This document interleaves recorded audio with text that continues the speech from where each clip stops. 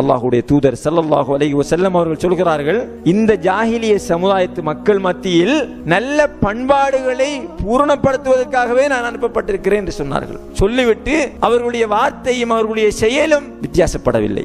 நபி ஸல்லல்லாஹு அலைஹி வஸல்லம் அவர்களுடைய தஅவா வெற்றிக்கு மிக அடிப்படையான காரணம் அவர்களுடைய வார்த்தைக்கும் அவர்களுடைய செயலும் ஒன்றாக இருந்தது. சுப்ஹானல்லாஹ். அன்புள்ள சகோதரர்களே, நபி ஸல்லல்லாஹு அலைஹி வஸல்லம் அவருடைய சீராவை எடுத்து வாசித்து பாருங்கள்.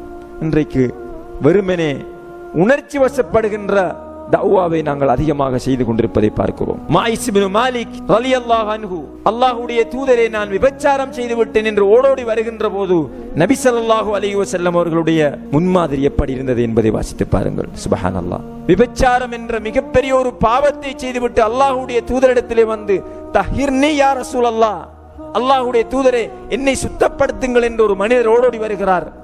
அவரோடு அவருடைய அந்த குறையை எப்படி மறைக்க வேண்டும், அவர் எப்படி பெரிய பாவம் செய்தாலும் அவரோடு மிக மென்மையாக நளினமாக நடந்து கொள்கின்ற ஒரு முறையை நபி அவர்கள் அங்கே கையாண்டார்கள்.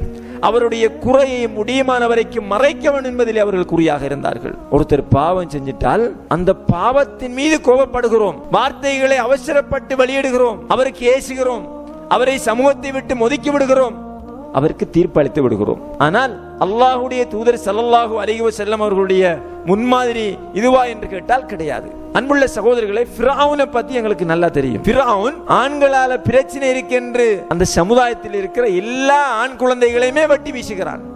எப்படிப்பட்ட ஒருவனாக இருப்பான்? இவனை விட குடும்பக்காரன் யார் இருக்கிறார்? கண்ணியத்துக்குரிய அல்லாஹ்வின் நல்லடியார்களே, இந்த ஃபிரௌனுக்கு தஅவா செய்ய வேண்டும் என்று அல்லாஹ் தஆலா சொல்கிறான். அல்லாஹ் ஜல்ல சுப்ஹானஹு வ தஆலா குர்ஆனிலே அதை சொல்லி காட்டுகிற போது, ஃபகூலா லஹு கௌலன் லய்யினன், மூசா அலைஹிஸ்ஸலாம் அவர்களையும் அவர்களுடைய சகோதரரையும் போய் அவரோட நீங்க பேசுங்க, ஃபிரௌனோட நீங்க பேசுங்க, ஃபிரௌனுக்கு நீங்க தஅவா செய்யுங்க. இன்றைக்கு நாங்க சிலாக்களை எங்களோட மனசுல இருந்தே ஒதுக்கி விடுகிறோம். இவர்கிட்ட பேச இயலாது என்று முடிவெடுத்து விடுகிறோம்.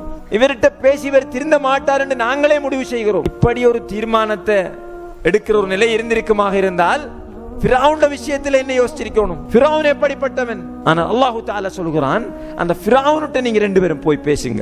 எப்படி பேசுங்க என்றால் கௌலன் லய்யினன், மிக சாஃப்ட்டாக பேசுங்க, நல்ல மிருதுவான வார்த்தைகளை கொண்டு ஃபிரௌனோட நீங்க தஅவா செய்யுங்க, அவனுக்கு மார்க்கத்தை சொல்லுங்க என்று அல்லாஹ் ஜல்ல சுப்ஹானஹு வ தஆலா சொல்கிறான். லஅல்லஹு யததக்கரு அவ் யக்ஷா, அவன் பிரயோஜனம் அடையலாம், அல்லாஹ்வை பயந்து கொள்ளலாம், அவனுக்கு நீங்க தஅவா செய்யுங்க என்று அல்லாஹ் ஜல்ல சுப்ஹானஹு வ தஆலா சொல்கிறான். அன்புள்ள சகோதரர்களே, நல்ல பண்பாடுகளை கொண்டு அழகுபடுத்துகின்ற, நல்ல பண்பாடுகளை கொண்டு கட்டமைக்கப்படுகின்ற தஅவாக்களுக்கு அதிகமான சக்தி இருக்கிறது, அதற்கு அதிகமான பிரதிபலன்கள் இருக்கிறது, அதற்கு அதிகமான தாக்கம் இருக்கிறது.